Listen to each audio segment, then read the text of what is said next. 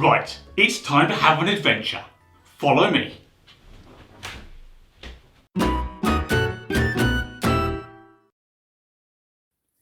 Okay, here's the situation.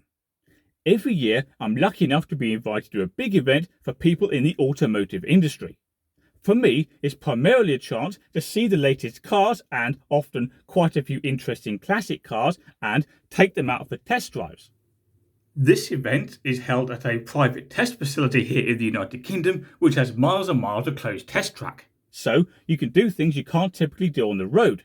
For example, in previous years, I've ended up charging around an oval circuit at 160 odd miles an hour. You can also take cars off road, there are handling circuits, all kinds of places. It's a very good day out. This year, we're expecting 39 different car brands to show up, and there's likely to be between 150 and 200 cars to play with. To give you some perspective, let's just have a quick look at some of the cars I've driven in previous years. In 2014, I tested this Rolls-Royce Phantom, which was clearly a beautiful car. However, the thing that sticks in my mind is that the front tyres kept screaming for mercy when I provoked it a bit around the handling circuit, and I wasn't pushing it all that hard.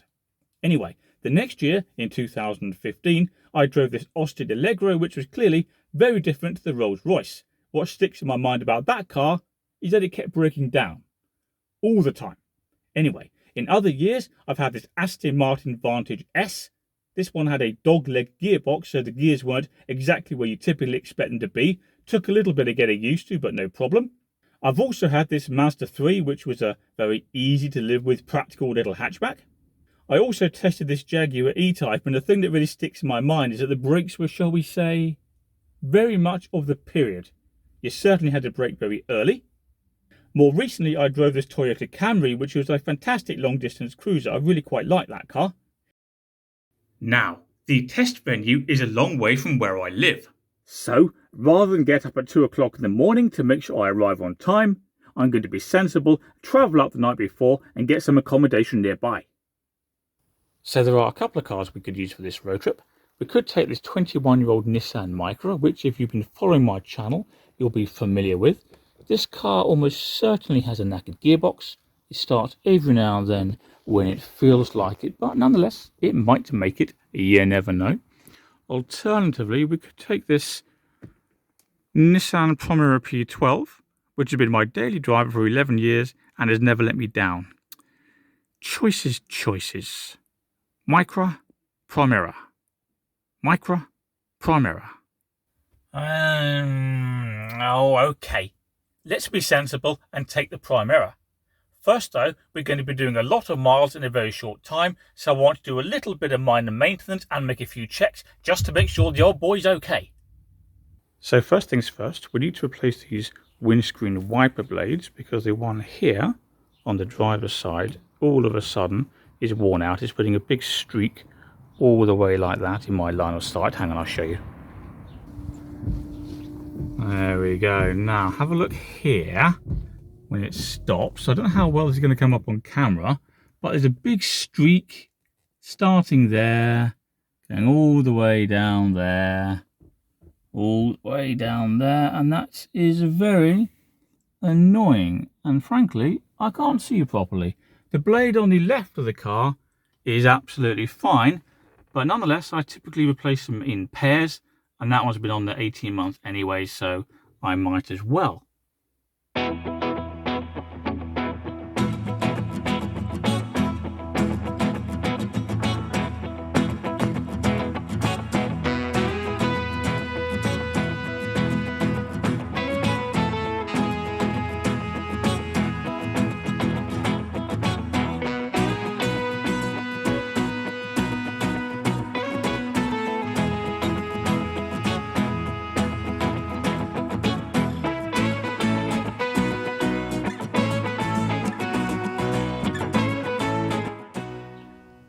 Okay, so here's another little job I've been meaning to do for a while. This side indicator is supposed to flash orange, and as you can see there's a little bit of colour in there, but really there's far too much white, and I think I know why. Hang on, let's turn it off.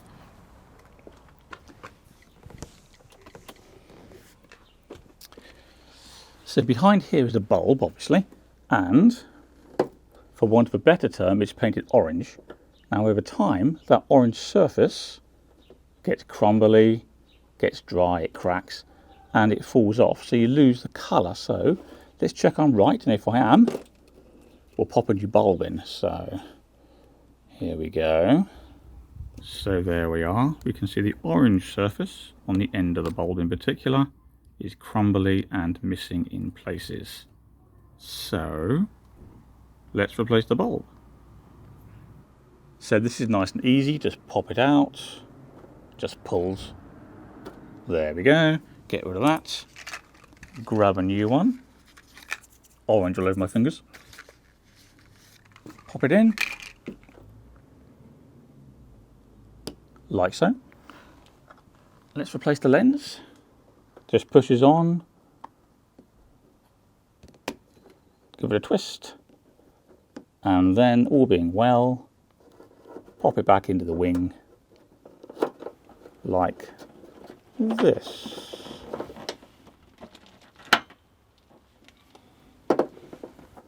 Right, let's test that, hang on.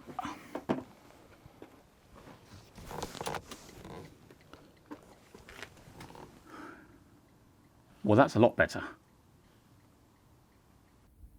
Okay, I've been fiddling around under the bonnet, so let's just summarise what I've done. I've checked the battery is healthy and properly charged, which it is, and I did that using this battery tester. I also checked the alternator, which is there, is charging the battery properly using that multimeter. Naturally, I've checked the levels throughout and they're okay. The engine oil is there. This is coolant, that's screen wash, that one there. Power steering fluid at the back there. That's brake fluid, and the automatic transmission dipstick is all the way down there. That might be a little tricky for you to see. I've also had a quick look at this hose, which is fine, it's probably attached, doesn't seem particularly dry or cracked. Had a general look round, and finally, as well as checking the level of the brake fluid, I also checked the condition of it using this brake fluid tester, and it's okay for now. So I won't go into too much more detail here. I have made other videos about using these machines, so by all means have a look if you're interested in those separately. All is well. Okay, tyres. On this car, the pressures are supposed to be 32 at the front and 29 at the rear, unless there's a lot of weight on board, which there won't be for this trip. So let's double check. Absolutely spot on, no problems at all there. So while I'm here, I'm also just inspecting the tyre for damage. So I'm looking for punctures, I'm looking for bulges, I'm looking for cracks. I'm also, and it's good practice this, just checking that the tyre is wearing evenly, which it is, although there is very little wear on this tyre because it's more or less brand new. In fact, all these tyres are pretty new. So no problems there, I'll do the other three.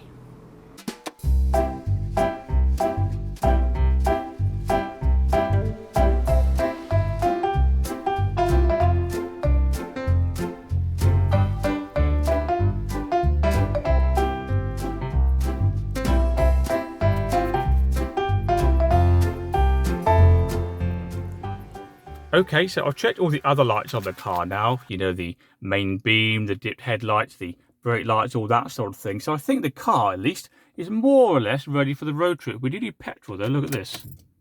We are down to a quarter of a tank, and this isn't the most fuel-efficient car in the world.